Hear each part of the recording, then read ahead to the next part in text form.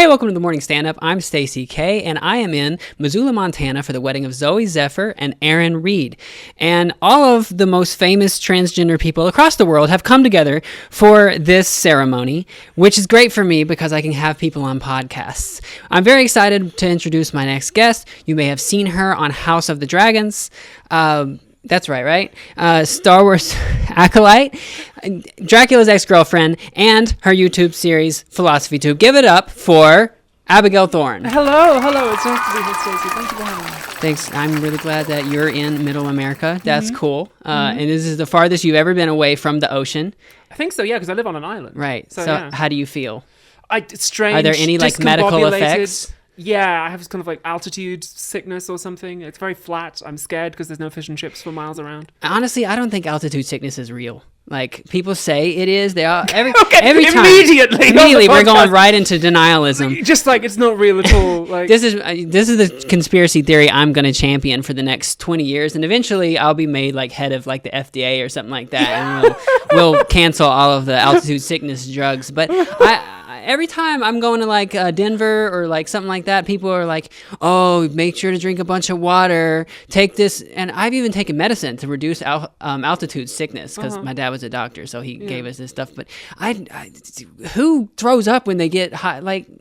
So in the world, incredibly weird coincidence. But my parents recently went to Peru, and my mum got actual altitude sickness because that stuff is really, really high, and someone in their group fucking died.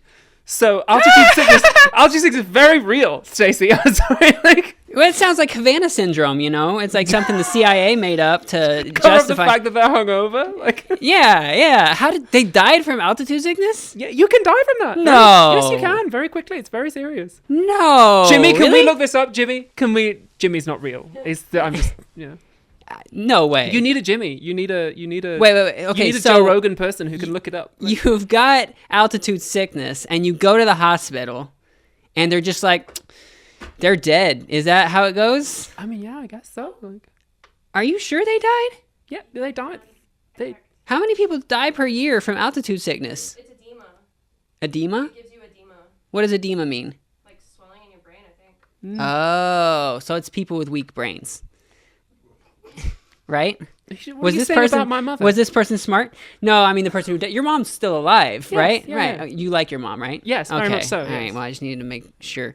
I guess you interview a lot of trans people, so I suppose that goes okay. What? I have a weird relationship with my mom. And she's here tonight. Jerry Springer. That would be fun. So. I cannot believe somebody you know somebody who died from altitude sickness. I don't know someone who but died you know from of your mom. It happened recently. My parents saw someone die of altitude sickness.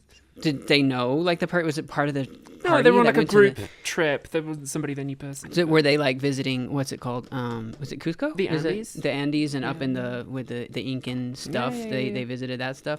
I've always wanted to go, but that's a long way to go for how's Peru otherwise? Do you know? Is it? I don't know. You have no idea. The Andes always sounded cool. It's basically like the Rocky Mountains, but south. I prefer scuba diving. So I prefer going down below sea level than going up. Okay, I like scuba diving. All right, I've never done much scuba diving, but I did a lot of snorkeling. In rivers, not in the ocean. Okay. In Arkansas actually has some really good rivers called the Buffalo River, which is very beautiful. And Arkansas is a red state now, Republican. They don't care about conservation anymore, but they used to. They for a long time they really protected their state parks, and so it's very beautiful. But it's right next to Harrison, Arkansas, which is the birthplace of the KKK. Right. So you maybe not want to go if you're not white, but it's very pretty rivers to go, and you can see all the fishes and stuff. It's funny, I went on a scuba diving trip a little while ago, and there was a guy there who was from, I think, North Carolina. I think I'm getting my US states right. And I said, "Oh, do you do a lot of scuba diving out there?" And he says, "Yeah, in the lakes and the rivers and so on." I was like, "Oh, what is there to see?" And he goes, "Bodies." Worked for the sheriff's department. His job was he goes underwater to. He's like a police diver, yeah. But then he was doing it for fun with you, he was also just a recreational diver. Yeah, we weren't looking for bodies. No. Do you know how many bodies he's seen? No, I didn't ask. It didn't seem polite. That's the natural. If someone's gonna tell you that they see bodies underwater, the first thing you should ask is how many bodies have you seen? No, I mean, I was more worried about Or what like he was what's the most famous dead body you've seen, you know? I don't know. I was more worried about what he was going to think about my body, because I surmised from our conversation that he perhaps didn't share the same kind of political views that I Because did. he's a cop. I was, well, and also some other things too, but I was a little bit worried, but actually he was perfectly lovely, and was a good diving buddy too. So by the end of the trip, I mean, things were a little frosty at the start, but by the end of the trip, you were doing this where? this was in the Bahamas. Nice. It was my partner at the time. I told her my dream holiday was to do what you call a liverboard, where you live on a boat for like 5 days and they take you out into the ocean to all the places tourists can't normally go, and you just dive like 5 times a day. What kind of boat? Is it like a nice boat? No, it's not like a luxury yacht, really. It's a dive boat, so it's like about the size of this room, really. And you sort of live on it for a week, and you dive 5 times a day. It's very intense, but I told my partner at the time that I would love to do it. And she, as an anniversary gift, she got this for us. She learned to scuba dive for that trip. And then she took me out to the Bahamas, and we had this fabulous holiday. That's so nice. Yeah, it was I've never wonderful. been to the Bahamas. I heard there's pigs there, right? Pigs. On the islands. Did you ever get to the I islands? imagine so, yeah. Pigs Like- get around. Because back in the you days, talking whenever about we the were cock? colonizing, well, you're right, they don't usually scuba dive, but No. pigs on the islands, they dumped them off right to terraform the island, so that whenever the sailors come back, there would be pigs to eat, right? Oh. So there's like a lot of, if you get on the islands in the Bahamas, there's I mean, I usually guess. I pigs didn't and notice a lot stuff, of and they just pigs. kind of hang out. I didn't notice a lot of pigs walking around, but... Do you know we should do that to Mars, I think. We should Mars, be trying send to... pigs to Mars? Oh, well, everyone's always talking about could we find life on other planets. I think we should put life on other planets. I think we should get a big rocket full of yogurt and just crash it into Titan. Yogurt? Yeah. With the bacteria? Yeah, just crash it into Titan and then just leave it for 500 years and just see what happens. Wait, isn't Titan the It's a moon of, I want to say, it has a bunch Saturn? of like oil, right, on it? Like it's like a Oh god, of course as an American your mind would go there immediately. Like, no, but it's like completely covered in petroleum. Like well, it's oceans. the moderate people of Titan are demanding regime change, which is why we have to go. No, it'd be Europa's the one with water, right? Yeah. Does Titan have Europa's the one? It's like there's volcano shit happening and then ice at the top, right? Is it? I believe so. So Europa's ice, Io is volcanoes, and I think Titan is a moon of, I want to say Saturn, and has the liquid methane because it's very cold. Right. I went to Titan in, I think, Destiny 2, I think is what it is. Yeah. And it had they had the oceans, and I don't know, it was some kind of maybe methane was what I was thinking of. The women but of Titan are crying out for liberation, Stacy, which is why America is. we need to focus on our problems at home. Peacekeeping all right, force can't be getting involved in another forever war. we got to fix our population growth here. Okay. God.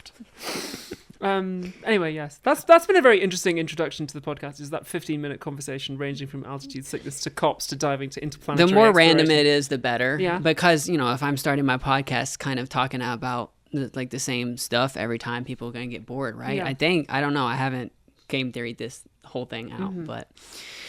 Anyways, hey, I invited you to Cracker Barrel earlier today. Yes, what is that?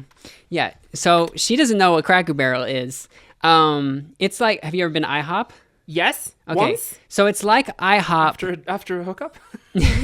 So it's in New York. Where did you go to IHOP? It was in California. I won't be Okay. more specific than that, but I was about to say I thought you went more in New York, and I was like, if you're going to IHOP in New York, you're fucking up, because there's like so many diners there that are actually good, But IHOP, it's like IHOP. I mean, they serve like IHOP style food, but the whole place is like themed like your racist grandma's house. Like they got like all these antiques and stuff. My racist grandmother was English, so I think there might It's be a different. difference. Okay, we're in- talking about like American, like Southern racist grandmas. Right. Okay. With just like all this antique stuff, and they have a store. They have like a gift shop basically, where you buy where grandmas shop for Christmas for their grandkids. Okay. And they're all over the place in Middle America.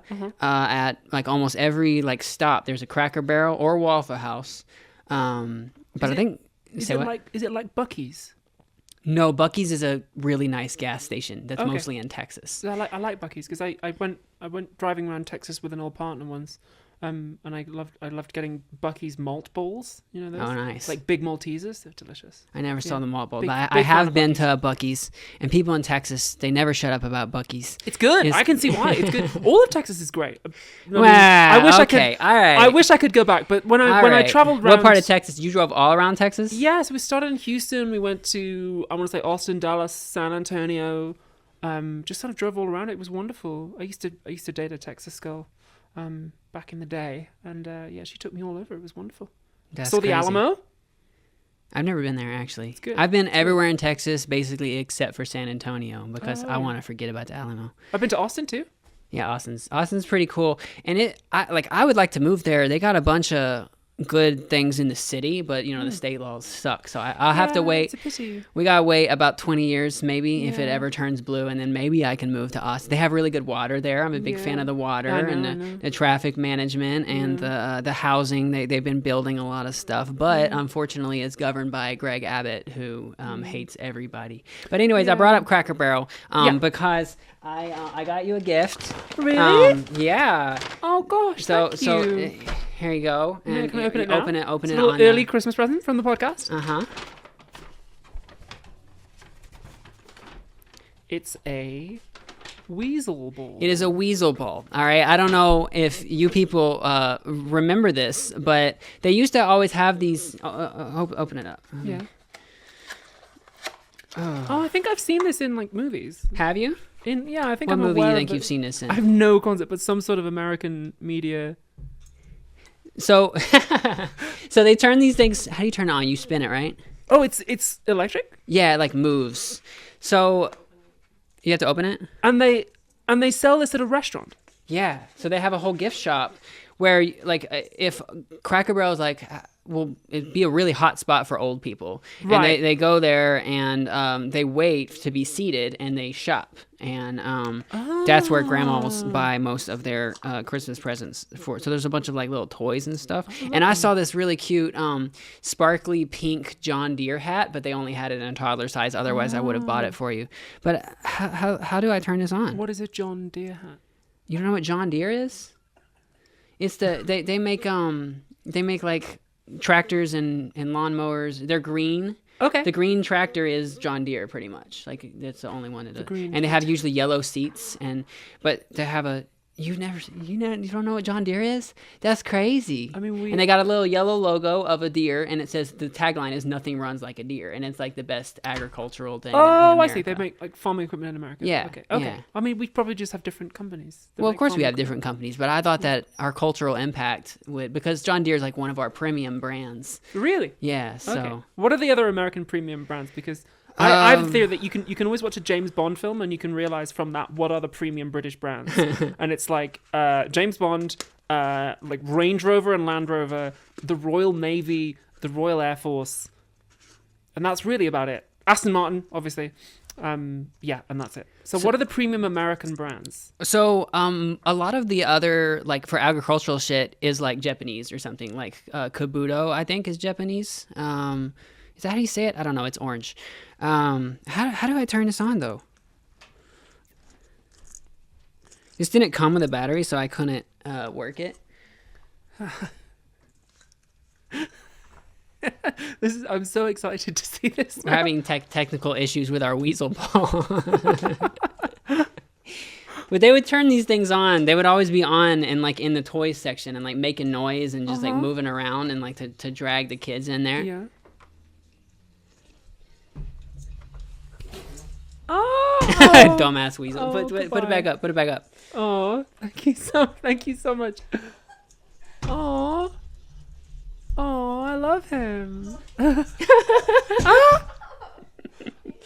So it works better if it's like in a basket or something, so it doesn't do that. But it just kind of like moves I'll around. tell you, I am going to re-gift this to my niece for Christmas.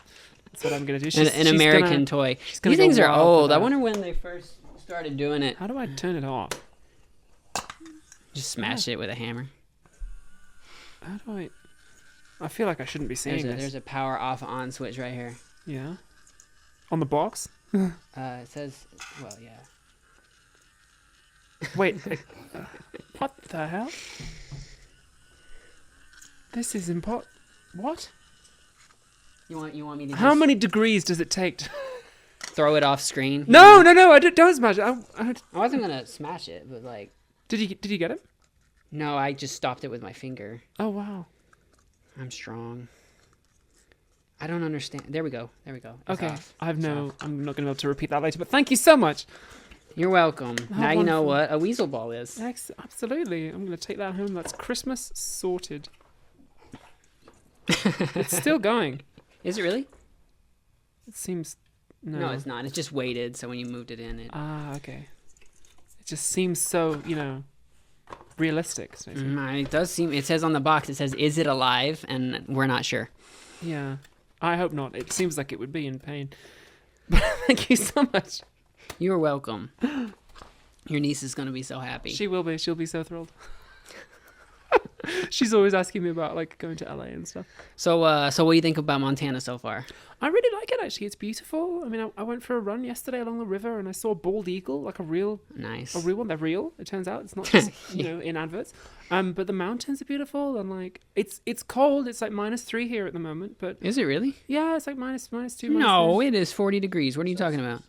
Celsius. Oh, come on. That's not a real... It is. Like, Listen, I can deal with not imperial, but what is it? Scientific the metric system? right? I can deal with that. It's better in a lot of other ways, but as far as temperature, No. come on. I mean, Britain is uniquely fucked because we use Celsius I for know, temperature, y'all are weird. miles for distance, and stone for weight. What? Stone? Yeah. Because pounds, you can't use pounds because that's your money. Yeah. Okay. Yeah. Weird.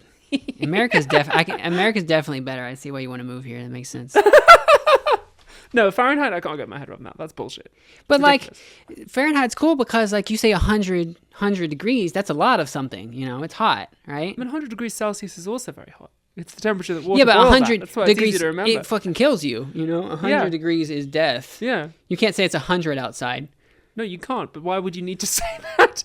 Because, I mean, listen, when you're in Houston and it's during the summer and it's 100 degrees outside. What is that equivalent in Celsius? It's like 32? Yeah, that's hot. That's hot as hell. That's lame. I think the hottest temperature I've ever been in, it was like 41 degrees Celsius. That was in Honduras. That was rough. And See, but that doesn't sound hot to me. Like, it get up to 100. It should be a 0 to 100 scale. That makes the most sense. It is. Say what? What happens when it's over 100 degrees then? Well, then 112, that's very hot. It's like the gauge on the thing is like breaking at that point. But yeah, I do think we should switch to metric in most things, but temperature I can never get around Celsius. What's the coldest you've ever been? The coldest? Let me think. I mean, I've been in, I guess it was probably on a ski lodge, like Breckenridge or something like that in Colorado. I think it was like -10 Fahrenheit. Wow. And also Kansas City one time it was like -10, right? Is that but it was only lasted for like 2 days, and we had to bust out like 4 heaters to keep our house going. But Yeah. what about you? -40. -40 Celsius or Fahrenheit? It's actually the same when you get to -40. Oh, right. That's the one thing that they have in common is they meet. Where at that point. was -40? Moscow? You went to Moscow? Yeah, when I was a teenager. How was Yeah. that? It was beautiful, actually. It was really gorgeous. And actually, it's one of the places that, like Texas, I wish I could go back someday. But But obviously, we wait for the world to keep turning. But it was beautiful. The architecture's gorgeous. The food was delicious. I saw the Bolshoi Ballet in Moscow do Swan Lake, and it was that's cool. fabulous. It's a shame what happened with Russia because I love Eastern European accents on Yeah. women. Like And that's probably the best accent, I mean, the And people were lovely and very kind. The ones I spoke to, and they weren't like Trump supporters. I mean, this was in the old days. This is when I was 14, which was 3 years ago, Stacy. Right. So, this is my first time in Montana too. I've been almost everywhere in America except for, like, I've been through Idaho, but like never, and in Montana. And this is the first time I'm up in like the American Northwest, I guess. And it is very pretty. I like all the it's mountains gorgeous. and shit. Cowboy country. Is there like skiing nearby? Is that how close? Snowball's like Mm. 15 minute drive. But the best, 15-minute drive for a ski resort? the best closest closest one is Lost Trail. You want to go skiing? I'd love to. Sounds nice. I've not been skiing in years. In Denver, it's like around Colorado, it's very expensive. Is it expensive up here, or is it a lot cheaper? How much is a lift ticket? $75 to $85. A day?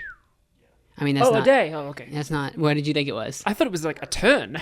A turn, like one like go, one trip up go. is $80. I was like, God, you're absolutely that would be great if they had lift tickets that was like you swipe a card to go up it every time. Yeah. Fucking Americans. But this is real cowboy country too. So when we filmed Django for Sky and Netflix, that was a western that I was in.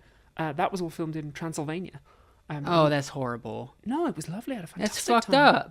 up. Film it in America. You're talking about American No, it was too stuff. expensive. No, I couldn't. There was hardly any American actors in it. I think the lead, Matthias, who played Django, he's Belgian. See, that makes me depressed. Nicholas Pinnock, John, he's British. I'm British. Like Imagine if Americans made a show about Britain with all American actors. Yeah, imagine. Like how crazy that would be. Imagine. Does that ever happen? It must have done. I feel like it's always British actors playing Americans because Well, do you know why we're in so much of your media? cheaper. Yes, exactly. Hey. Because it's cheaper. So our So film you guys are all industry- scabs. Pretty much, because they tried to replace American actors with AI, and it didn't work. So now they're trying to replace American actors with the With British people. who have under some We got to circumstances. bring back the trade war. What's Trump's plan to deal with this? Do you know? I don't know. Tariffs I try on- not on to British talk to him too much. He keeps actors? calling me, and I'm like, I don't know. But yeah, no. British actors have been known to like almost simulate human behavior in some circumstances. Right, yeah. So we're being sort of used to supplant Americans. Like instead of what's AI. his name? Who's the guy? James Bond, Daniel Craig. Daniel Craig? He does an actually a great. He does. I've seen him do a bunch of different American accents and characters that were great. That fantastic, actually. Usually I hate it when British people try to do American because I can tell it's fake, you know. Or like they're gonna play. We got you with Hugh Laurie though. We got you. You guys didn't know he was British. We did. Who Laurie? Hugh Laurie was House. He played Oh, Dr. House. that- but he was also extremely famous in Britain as a comedian before that. Wasn't he a British person in House? I thought he had an accent. No, he's I've American never accent in I've never House. seen the show. He also never dropped it because he's one of those actors who does the accent the entire time he's in country. Okay. The thing I know about Hugh Laurie, the only thing I've ever seen him is in, I think it was the 2007 Super Bowl when they asked him who was going to win, the Patriots or the Giants, and he said the Giants, which at the time everybody thought it was the Patriots because they were undefeated, and then the Giants ended up winning. So that's how I remember him. And this is your American football? Yes. Right. This was arguably the greatest Super Bowl of all time because the Patriots were undefeated. Everybody except for people in New England hated them. And the Giants, historically terrible. They're always terrible in New York. But then... and Eli Manning is basically always drunk, but sometimes he will pull out a fantastic performance, and they had a really good defense that all came together, and they barely made the playoffs, and then they beat the winningest team of all time, and they beat him. There was a helmet catch. I'll have to show it to you, but Eli almost got sacked. It was like 3rd and 15. He almost got sacked. Yeah, like not fired, but tackled on the ground. And then he threw it up, and this dude was getting tackled by like 2 people, and he caught the ball on his helmet and went down like that, but then made a completion, and that's how they won the Super Bowl. And that counts? Yeah, as long as you secure it after it hits your helmet, it was an amazing play. Like control, and when you exhibit control over the ball, then it's a reception. And I guess I don't know, but he took it off of his helmet and did like that after he caught it. But it was a great play. I'll show it to you later. It's so sad that we don't have this cultural touchstone here because Americans vaguely know who Tom Brady is and Eli Manning. And oh my God, I saw... Not a clue, I'm afraid. I'm not desperately sporty even in English context. So Eli Manning played for the Giants for 16 years, the New York Giants, all right? Is that a long time? Yeah, relatively? I mean, it's a long time to be in New York. And, I mean, they technically play in New Jersey, but he's in New York City. And he posted a picture like a month ago, a selfie, where he said, first time riding the subway in New York. Which is like, you were in New York for 16 years as the quarterback of the Giants, and you never got on the subway one time? I mean, I've probably spent less than like 16 days in New York in my life, and I've ridden the subway. Yeah, I know. I mean, most people ride the subway. If you don't ride the subway in New York, you're like, you're super rich, which he is super rich, and it makes sense, but not ever once. Because like sometimes there's a traffic jam, and you're like trying to take a girl to a place, and you're like, we got to get there, and you just never do that. Maybe he's gay. I don't know. Maybe. I mean, presumably a lot of people in New York presumably take same-sex partners to places too. Say what? I said presumably a lot of people in New York are also gay. I'm like pretty but, sure. But it's known for that. quarterbacks are not supposed to be gay. That's like one of the in the NFL you can't really be gay at all. Like I mean they're all super gay, but you can't be outwardly gay because the kind of people who watch football would not be happy with that if they found out that Aaron Rodgers is in fact gay. He's definitely gay, by the way. Mm-hmm. But do you know who Aaron Rodgers is? I have no clue, I'm afraid. Do you know who RFK is? The politician? Yes. Yeah. Okay, so this is the craziest thing ever. But Netflix is putting out a documentary about Aaron Rodgers, who he is now a quarterback for the Jets, which is the worst team in the NFL, and they have been the worst team in the NFL forever. He tore his Achilles 3 plays into the season last year, and then this year he's shitting the bed the whole time. But they're putting out this documentary about how he's controversial or whatever while he's playing and doing very badly. And in the trailer, well, he greenlit it and everything. Like this was his idea. Like he's making all the money. Make off a documentary about how I'm a huge piece of shit. Yeah, basically. And he's like kind of a wacko. And he RFK is in the trailer for the Netflix thing. He like shake hands with RFK or whatever. And the next shot, he's doing drugs like peyote with RFK.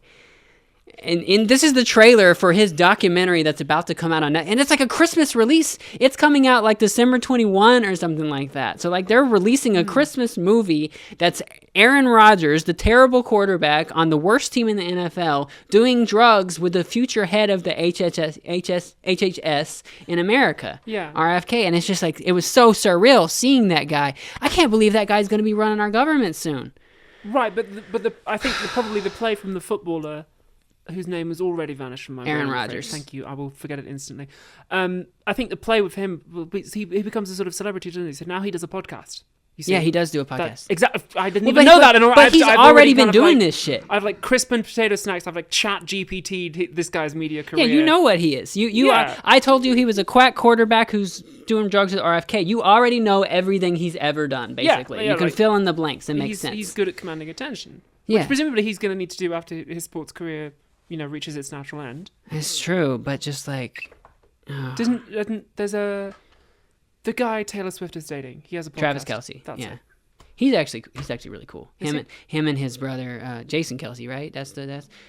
They played on different teams. Jason is now retired, but they're very charismatic, nice dudes who don't ever say weird shit about health and like Travis Kelce was in a commercial for Pfizer for a vaccine. Like he was like cool. Like flexing his muscles with the thing on. So that was pretty cool. Of course, you have a big sort of anti-vaccine thing in your country. Yeah, and Aaron Rodgers is an anti-vaxxer. So like I really hate this guy like a lot.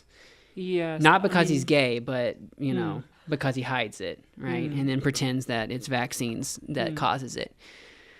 It's funny, tying it back into cowboy stuff, I got my...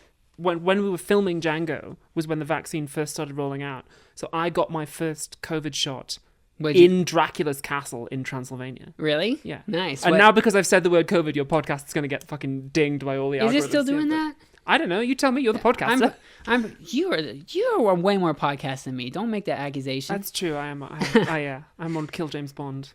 That's not really a podcast though. That's just 3 people fucking about with a microphone turned on. You are describing podcasting. That's how that works. I was going to ask a question. I can't remember Dracula's what it was. Castle? Dracula's Castle. What vaccine did you get over there? COVID? I mean, I assume. What brand? You don't know what brand vaccine you got? I can't remember. It wasn't Johnson & Johnson, was it? I don't know. But the production company arranged it for us. You didn't ask, is this Moderna or Pfizer? Or... I wanted to go back to work. Because Pfizer was the good one, Johnson & Johnson was dog shit. But yeah, COVID was a whole thing. Isn't that crazy? Yeah. I mean, I got the vaccine shot in Dracula's Castle and now I'm a woman. I mean, that's how that works. No, I already was. So Dracula's Castle, was that where they filmed the original? I've never seen any Dracula stuff besides Renfield. I watched Renfield. No, it's Van where Helsing. It's where the real guy Vlad Dracul. It's where he. Oh, it's a real guy. Yeah. Dracula's a real guy. Vlad Dracul was a real. Vlad the Impaler was a real guy. Oh, Vlad the Impaler. Yeah. That wasn't he like a Russian king or something? He was from Transylvania. But he ruled Russia, right? No, I don't think so. What was You're it? thinking of Ivan the Terrible. Oh, right. Did he impale people too? Possibly. But it was funny, when I first came to Transylvania, my taxi driver who was taking me to the set, one of the first things he said to me was, Vlad the Impaler, not actually that bad a guy. It turns out He didn't even impale that many people. Well, they all deserved it. He's kind of their version of William Wallace, I think, in that, like, yes, he waged a lot of war and did a lot of violent but stuff, it was but for he's freedom. kind of a national. Yeah, it was for freedom. He was a sort of national hero. So this taxi driver, at least, I shouldn't take him as representative of the entire Transylvania population, but Sees him he as a at least hero. was like pro Vlad. Well, I mean, what does Transylvania have going for it? They've got. Good film industry. Do they have Doctor Doom? Is that what's his He's place? from Latveria, which is does not exist. basically Transylvania, right? I think I don't know. I feel like it's a knockoff of. Do you have any Marvel opinions? As a professional actor, I would, of course, just love to be involved in the project. I was talking positive opinions, not dog shit, not shitting on. But do you? I would never shit on it. No. Right. And I would certainly, I mean, I tell you this, and this is not me just kind of brand stuff, this is like being honest.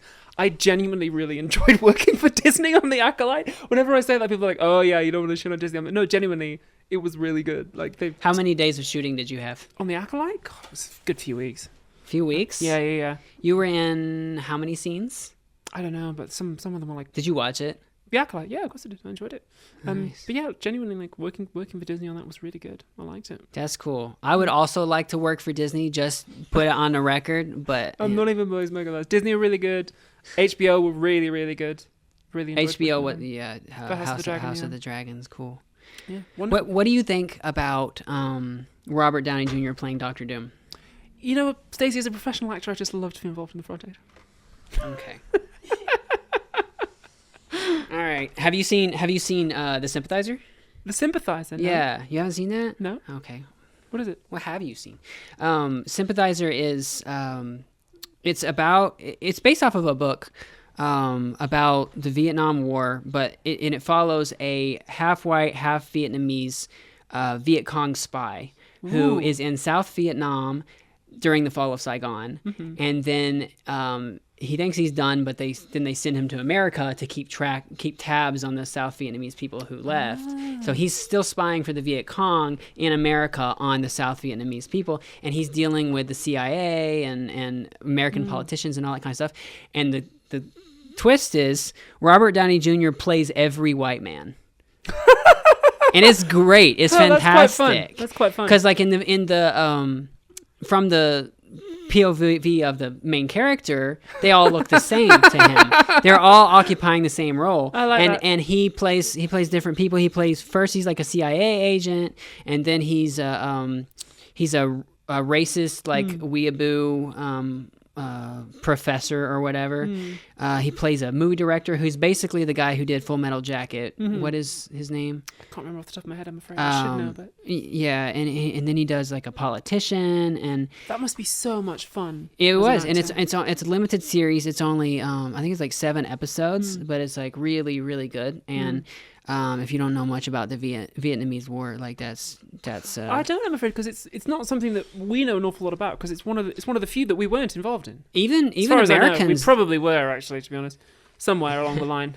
It was mostly France. France got us dragged into it, and then we were just kind of there. But we weren't the main.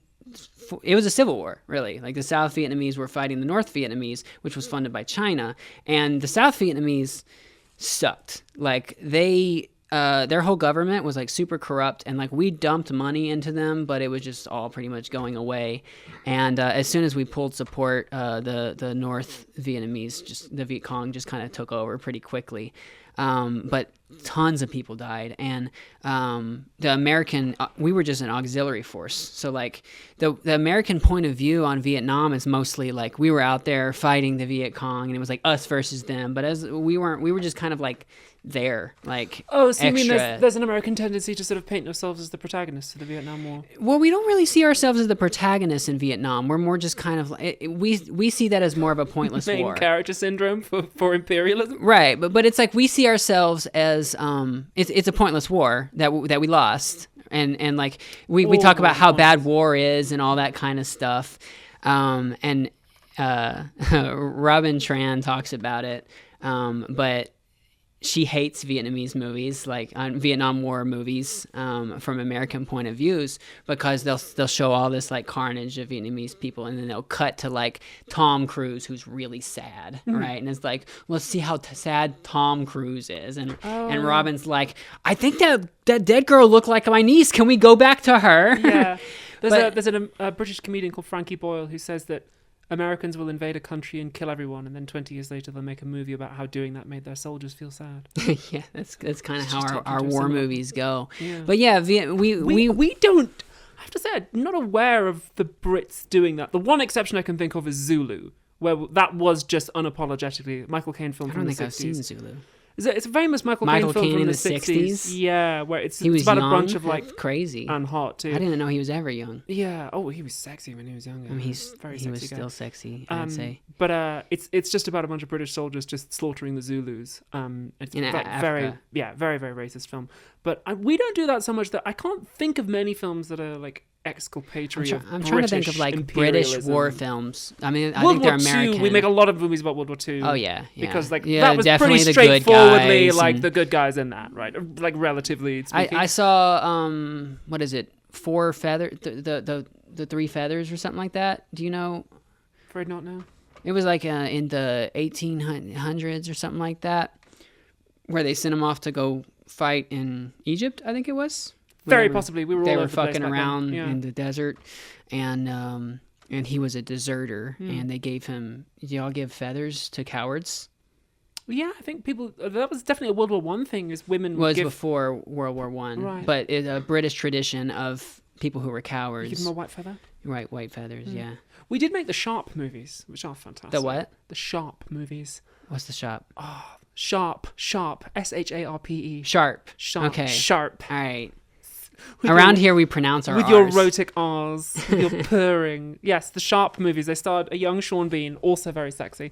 And it's about There's a trail. It's like a series. yeah, I think they made like almost a dozen of them TV movies, and it's about an enlisted man in the British Army fighting Napoleon, who is then promoted to an officer, and so he's kind of doing fighting Napoleon stuff, and there's usually like a sexy lady he has to rescue from a sort of French fortress, and I think Liz Hurley was in one of them. Daniel Craig's in one of them as the villain, a young sexy Daniel Craig, and then Wait, what time period was this set in? during the Napoleonic Wars, so we're talking Right, first you half of told the me that. 1800s. And then also there's some like class stuff because he's an enlisted man. And He's there's been like promoted to officer. several but he's not a movies gentleman. of these with villains. And Oh yeah. So Usually the there's villain some, is like- not Napoleon. Not always. There's usually some kind of. Do like, they portray Napoleon as short? There's one. He's in one shot in Sharp's Waterloo. They see him in the distance. But the villain is usually some sort of snooty upper class one of officer his- who's like looking down on him because he was from Yorkshire or whatever. You know. So the villains are. So they're there's, like, English class villains. dynamic. Okay. Yeah. Usually sometimes there's like French spies. Interesting. And so on. How many movies are there? There's like a dozen of them. A They're dozen? really good. Yeah, they're really good. So it's like Fast and Furious. yeah. What it was like? What in the 80s? How long ago I was think this? it was like 90s, early 2000s. They made the Sharp movies. That's crazy. I've They're never great. heard I of was any of obsessed with them these. as a kid. They're fantastic. Yeah, so good. I want them to make more. So it's like British Fast and It Furious. was based but on I think- a very famous series of books by Bernard Cornwell. You know what's disappointing? What? The Napoleon movie with Ridley Scott. I haven't seen it, but as a professional Well, actor, I would, of course, I- just love to be involved in the project. Okay. Well, it's over now. They're not doing a franchise of Napoleon. 'cause- Really? I'm pretty sure I'm Ridley pretty- Scott's still working. Have you seen Gladiator 2? I have not. I'm a big fan of Denzel Washington, so I Yeah, heard yeah. that Gladiator 2 is like not that great, but I'm gonna watch it because I'll watch anything that he does. Have you seen Training Day? I have not seen Training Day. Oh, you gotta see Training Day. That's one of the best movies I think the last I've ever seen. I saw him in Macbeth, the A24 Macbeth. Macbeth is fantastic. He was really I- good in it. Usually, I cannot stand Shakespeare. What? I'm sorry, I can't. They use too many. I didn't do all the theater stuff that you did. I don't know how the talking and all the fancy stuff. It's not. It's old, like very old stuff. And I understand the thematic elements of Shakespeare that makes great stories. Yeah. But the way they talk is just off-putting to me. Oh God, that's so. So like I love Lion King, that Yeah, was yeah. great. That's my favorite movie actually Yeah. because the themes are just ripped off from Macbeth. Hamlet. Hamlet. Right. Yeah. I knew that. All right. Yeah. Macbeth is much more of a tragedy and Yeah. and sadder. But I love Denzel Washington's. I like the creative decision to make it all black and white and 4:3. Yeah, it was and beautiful. all that kind of stuff. And Denzel Washington did like such a good job of like emoting and all that kind of stuff that I could understand what was going on, even though I don't understand British or old English British. Right. No, old English is Chaucer. Shakespeare wrote in iambic pentameter.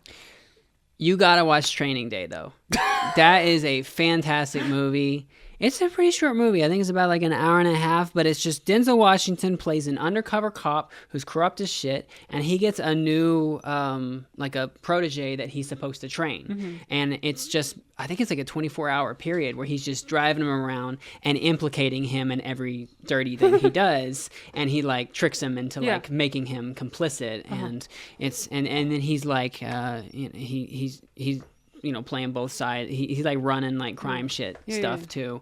And so you've never heard King Kong Ain't Got Shit on Me? You never heard that before? No, I'm afraid not. Is it from a very famous monologue where he's like talking about like how he's gonna ruin everybody in the whole community because he's the guy in charge, and he's the Russians are after him. He made a deal with a Russian mob, and he's trying to get a bunch of money to get them off his back by the end of the movie. So great movie. Definitely check out Training Day if you haven't seen it. And also Macbeth. Yeah, I actually had a small role in it. You can see in me. Macbeth? No, not Macbeth. They would never cast me in Shakespeare. I couldn't understand it. But Training I did Day. have a small role in Macbeth once. Yeah. Oh, yeah. I did Macbeth when I was in university, and I was one of the murderers in that. One of Banquo's murderers.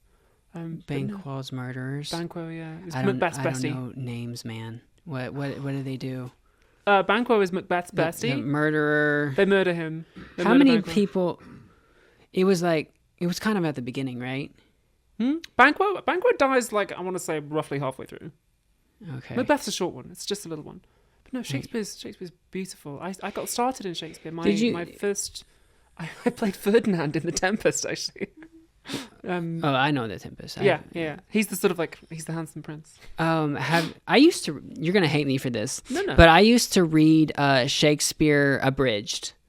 Like comic strips too. Oh, like wow, okay. of Shakespeare, and does it have the language, the poetry in it, or is it just no, not really. Translated into modern English? It translated into American English for kind of kids, but it's still easy to recognize the themes and everything. But I think once you perform, because I loathed Shakespeare as a child, obviously, as all children do. But it wasn't until I was invited to perform it and taught how iambic pentameter works that I realized, oh wow, this man really is a genius. Like, it really is. The way that it's written. I can recognize that it's like musical, really, how they talk, but I can't fucking understand it. It doesn't work. Well, the wonderful thing about it as an actor is that it's iambic pentameter is 10 syllables per line with alternating emphasis. So it's like ba-bum, ba-bum, ba-bum, ba-bum, ba-bum, right? And he chooses his words in such a way that if you stick to that rhythm, you will emphasize key syllables, which they will ping out, the audience will hear it, and it makes it easier to understand. But also, as an actor, every Shakespeare production is co-directed by William Shakespeare, because by putting it's like a jigsaw puzzle, by putting the words in the places with that particular emphasis, he's telling you which syllables to emphasize, which words are the most important. And it's like, it's beautiful. It's so genius when you get the chance to perform it, and you go with the flow and you realize, my God, like it's like he's there telling you how to do it. Which and consequently, as an actor, if you've been trained in iambic pentameter and you know how to do it, it's really easy. It's like a musical. It's so easy to perform. It's a well-written musical score to where it's difficult to get it wrong because it tells you and even all that kind of stuff. Absolutely. So it's like piano, Mozart but in fortissimo. English. Yeah, absolutely. Nice. Absolutely. I understand music a lot more than the old English. Yeah. And they talk so fast. They do. And in so many like Shakespeare productions and stuff like that, it's just they're long. You got to like cram it in. Yeah, that's true. It's funny. I think he's a cousin of mine. Is a Shakespeare scholar, and he says that actually there is a tendency with some productions to really slow it down and drag it out because people are worried about missing the poetry because the poetry in it is so beautiful and the vocabulary choice is so beautiful. People are worried about the audience missing it, so you really lengthen it out. But actually, if you go fast and you hit those iambic pentameter beats, it can often be clearer. He maintains that you can do Hamlet in 2.5 hours, which I'm like, wow, that's pretty ambitious because Hamlet is long. There are some productions of Hamlet that go on for 5 hours because it is just massive.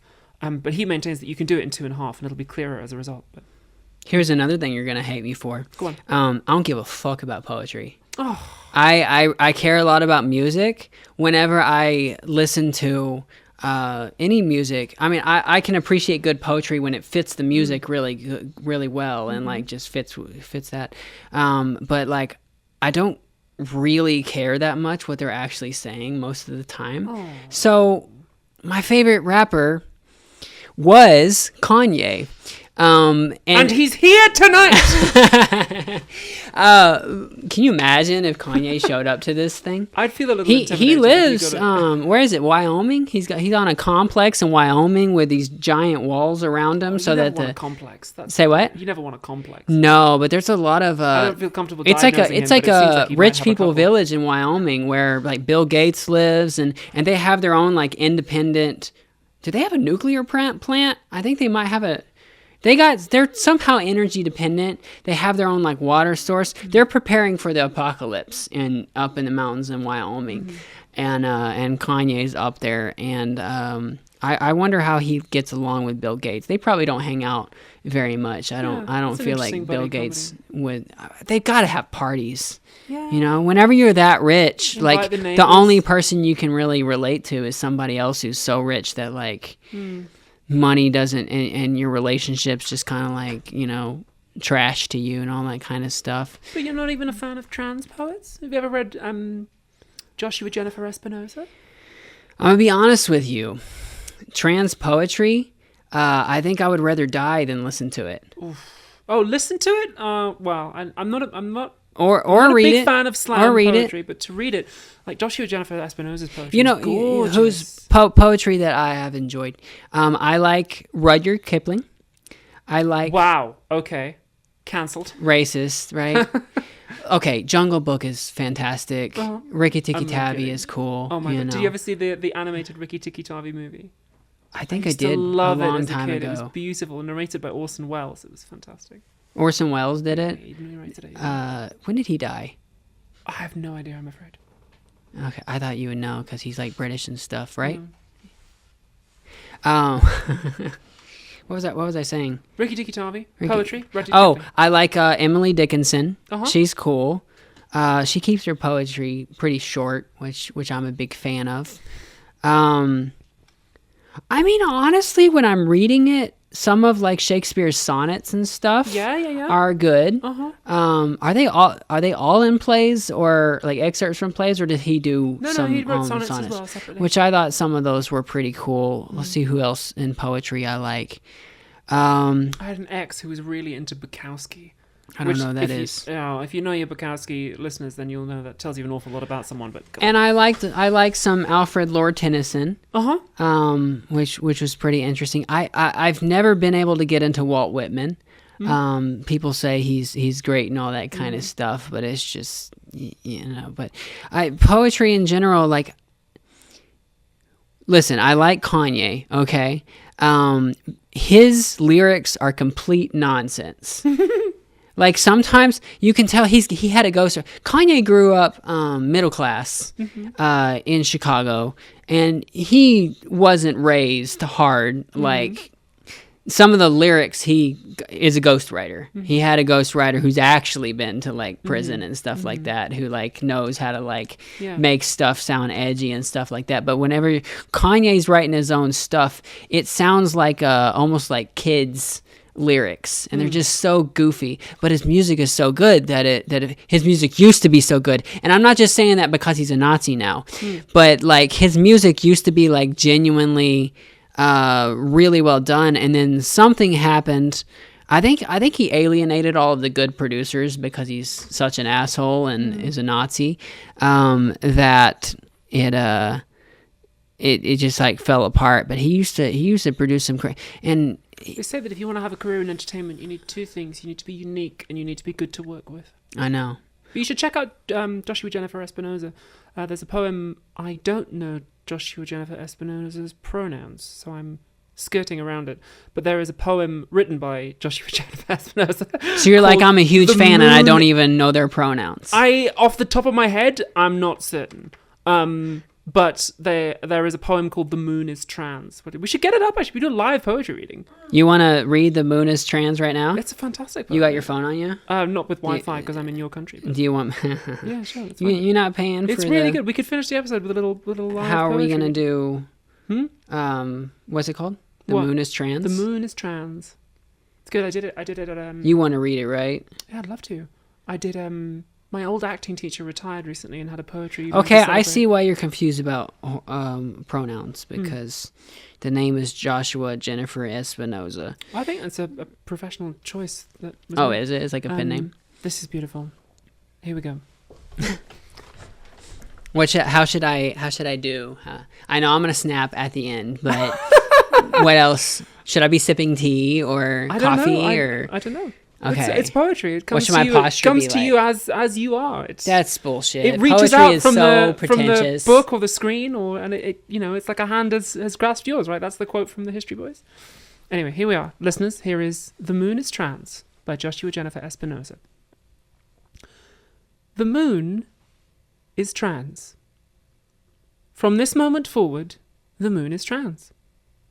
You don't get to write about the moon anymore unless you respect that.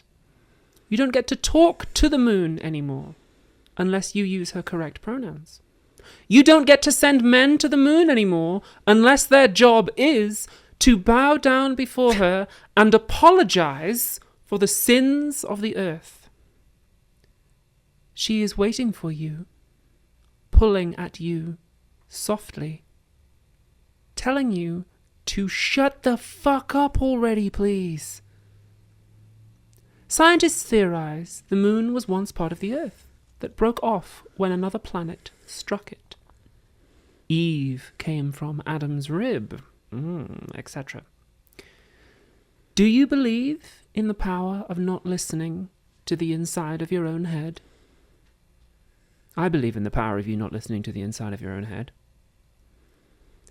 This is all upside down. We should be talking about the ways that blood is similar to the part of outer space between the Earth and the moon.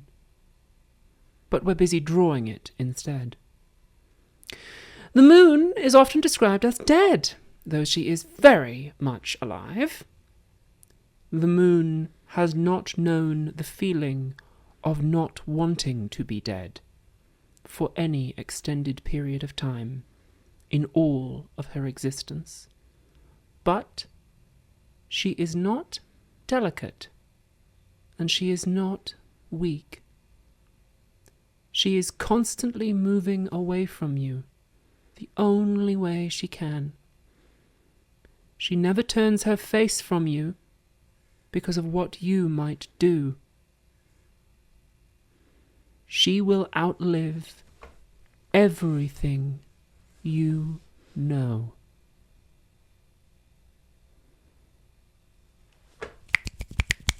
It's beautiful, isn't it? That's poetry. It's gorgeous. That's good. I have a few notes. I'm not the author. But if the moon is trans, but the Earth is female. Is it? Yeah. Really? Yeah, I'm pretty sure that Earth is female. Gaia is female. I guess. Well, I mean, From like Greek mythology, and I feel like our whole society is built on Greek mythology. Gaia was a Titan, you know. Yeah. Is it Gaia or Gaia? Gaia in the English pronunciation. Yeah. So, how is the moon male? I don't know. It just says trans. It doesn't say hey, mab, or afab. Although Okay. it does say she, her pronouns. And I do recognize the influences. Good Night Moon, I feel like, is definitely, I can definitely feel the influences from that. I just find that image so beautiful of like the moon not turning its face from us because of what we might do. I love the direct address in that poem too. I love that it's addressed to a presumed cis audience, which a lot of Joshua Jennifer Espinosa's poetry is.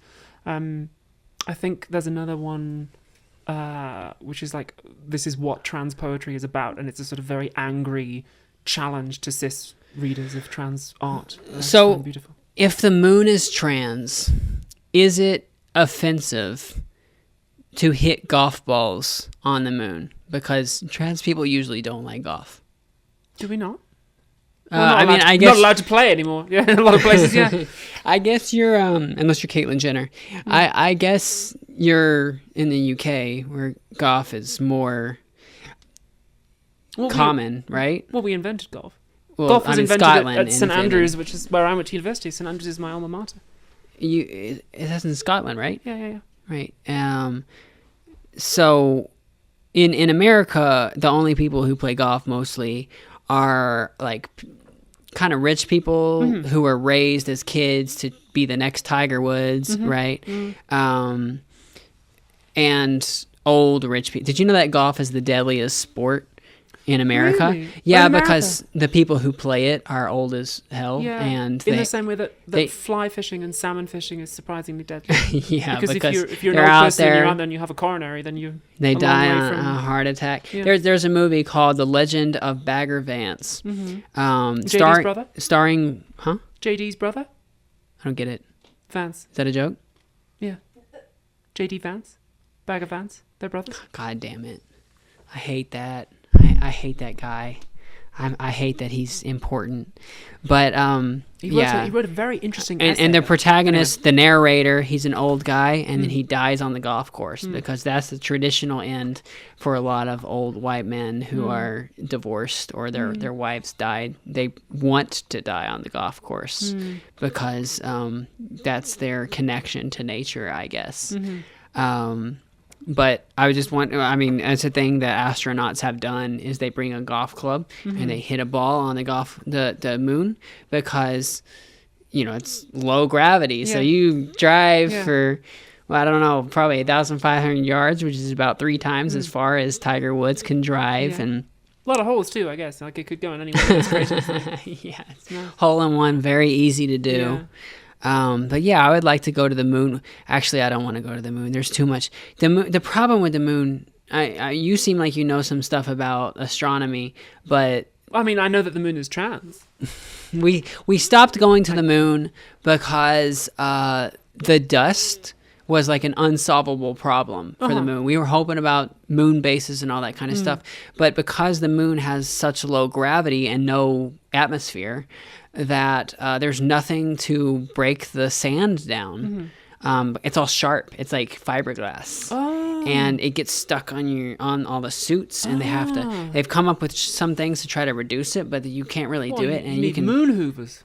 what You need moon hoovers. like vacuum cleaners? Yeah. Y'all have Hoover in the UK? Yeah, that's what we call it. Yeah.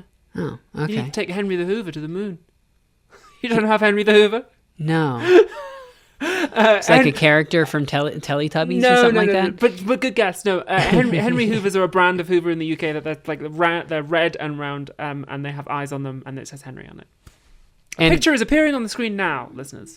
and they sell that like for everybody. Yeah, you see Henry the Hoover all over. I've got a Henry Hoover. That's crazy. And they have the little googly eyes on. Yeah. They're googly eyes. I don't think they're googly, but they're Googlish. That's crazy. The way they sell shit in Britain is insane. Going to Britain is kind of a mind fuck because they really, tell me about it. I was born there. they really changed the way they market stuff. First of all, y'all's pharmaceutical section in your like grocery stores and stuff like that, they have actual medicine right next to the snake oil. Like it's almost indistinguishable unless you know the active ingredient and look at it. In America, we're very much like the snake oils go over here. The real medicine is here, right? And that's a cool regulation that America has that the UK doesn't. But the way they market stuff and everything in all the sodas in Britain has caffeine in it and aspartame. Yeah. And I hate both of those things. So like I was drinking Iron Brew. Good choice. Yeah, it tastes good. It tastes like bubble gum. It's pretty cool. But I was drinking it at like 11 p.m.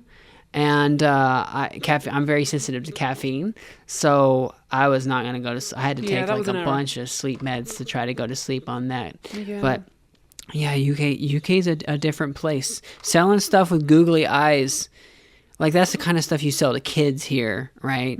To teach them how to vacuum because they have a little anamorphic, I guess. Like, anthropomorphic. Yeah. That looks like a human, but like on a thing like that. So yeah, America's better. So you'll like it more here. And you want to move to LA, right?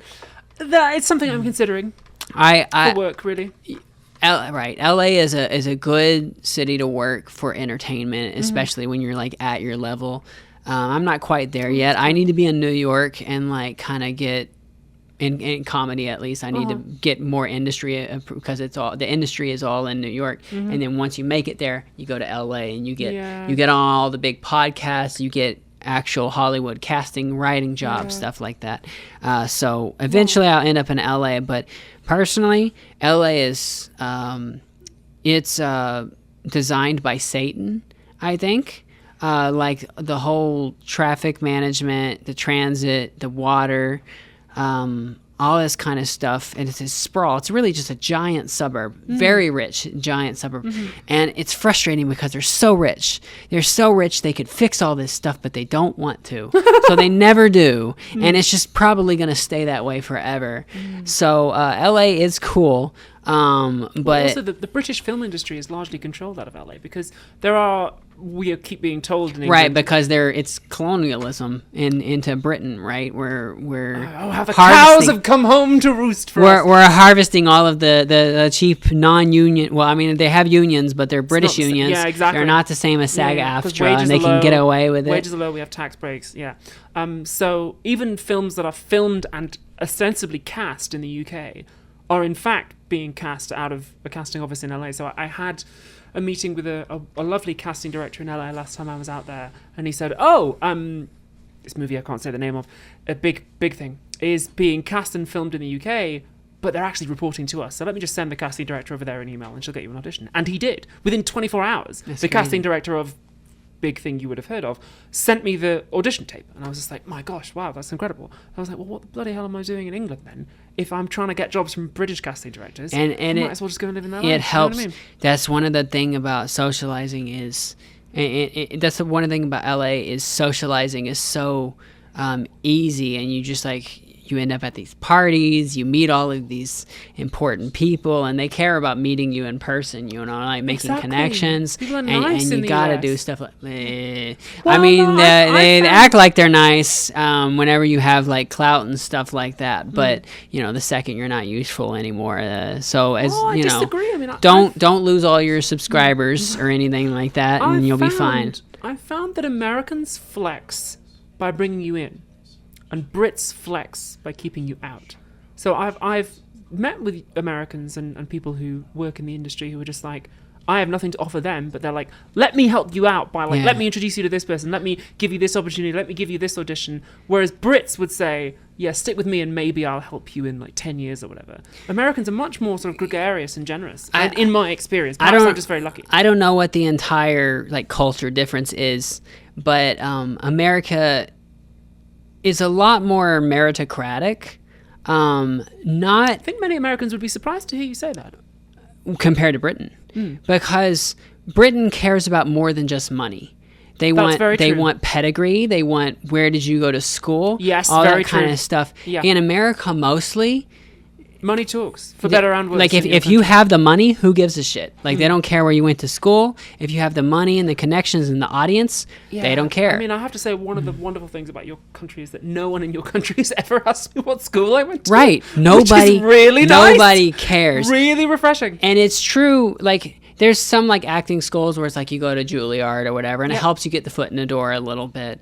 And then in some snooty like tech jobs and stuff, they'll be like, well, we want you to go to Stanford or anything. Like we're not taking anything from like some middle American universities. But most, especially in entertainment, if you've got the audience, you've got the money and the means to do all this stuff, they're fine with someone from a lower class background moving up. So I think a part of it has to do with America's just a much newer country, and we don't give a fuck about tradition. And on I think a the lot of Americans would be surprised to hear you say that. well, it's different because like in like the East Coast, a lot of times they don't want to demolish their old buildings and all that kind of stuff. But like in most of the country, we will demolish historical things to build up a new a Costco, like let's do progress in most of the country. So we're just kind of like, we don't really give a fuck about the history of things. Fair enough. Anyways, I feel like we've been going for like 2 hours. Shall we end on another poem? You want to end on our poem? Why Well, not? I was going to Nice. ask you if you want to plug stuff. We'll plug stuff and then we'll have another poem. For the Okay. listeners. What do you got to plug?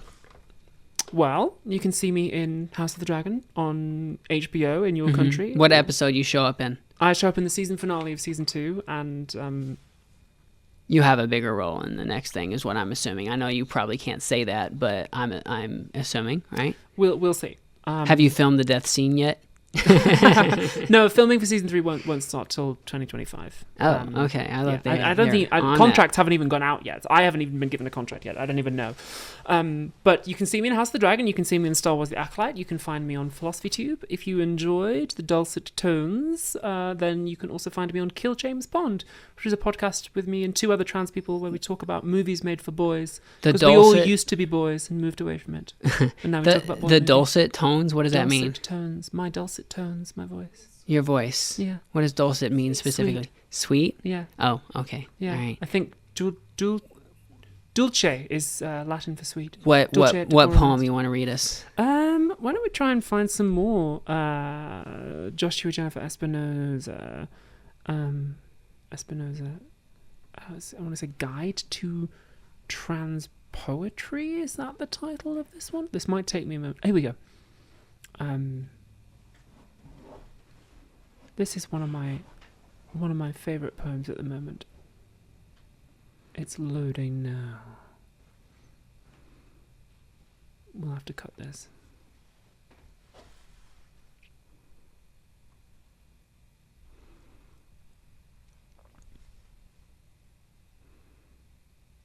Here we are. All right, listeners.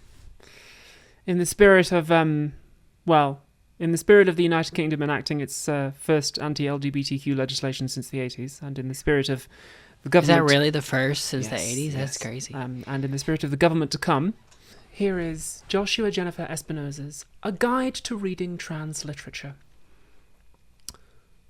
We're dying, and we're really sad. We keep dying because trans women are supposed to die. This is sad. I don't have the words for my body, so I'll say I'm a cloud or a mountain or something pretty that people enjoy. So if I die, people will be like, oh, that's sad.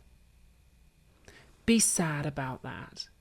It's okay to be sad. It's sad when people die. It's sad when people want to die. I sometimes want to die. But I don't. I'm one of the lucky ones.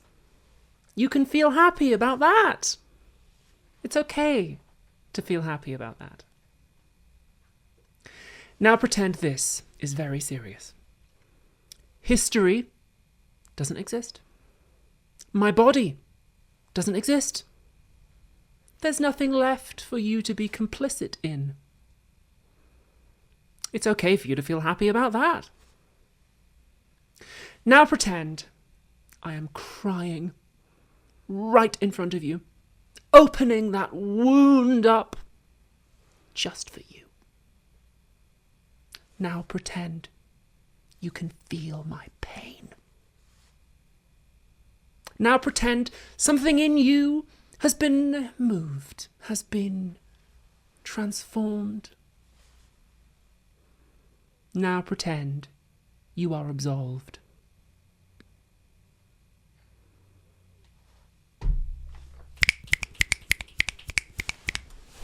It's beautiful. I love that. It's kind of a bummer.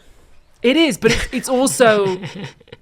it's nice. I think Yeah, it's good. It's good. As any kind of woman, cis or trans, it's nice to be able to express anger, which is something that women, cis women and us are so often denied. It's tough to, I'm a comedian. I perform in front of a bunch of cis audiences, and the hardest part for me is to not let my anger and because it'll bum them out because they're not connected to the things. They don't know exactly what I'm talking about. So I have to not be mad at the audience for not knowing, and I have to and sometimes I'll have to do I'll do dark jokes, which comedians do all the time, but because I'm trans and they're pretty real, I have to really be I'm joking. It's funny, you're supposed to laugh, Stacy K. Say Welcome what? to being a woman. I know. It's tough. You can't ever be sad. You got anything else to say? No, thank you. All right. Thank you so much for doing the podcast. Thank you for having me on. And so that's the podcast. Thank you so much for watching. Hopefully I'll have another podcast out next week, but there's no way that's gonna happen. Anyways, have a good, go get some ants.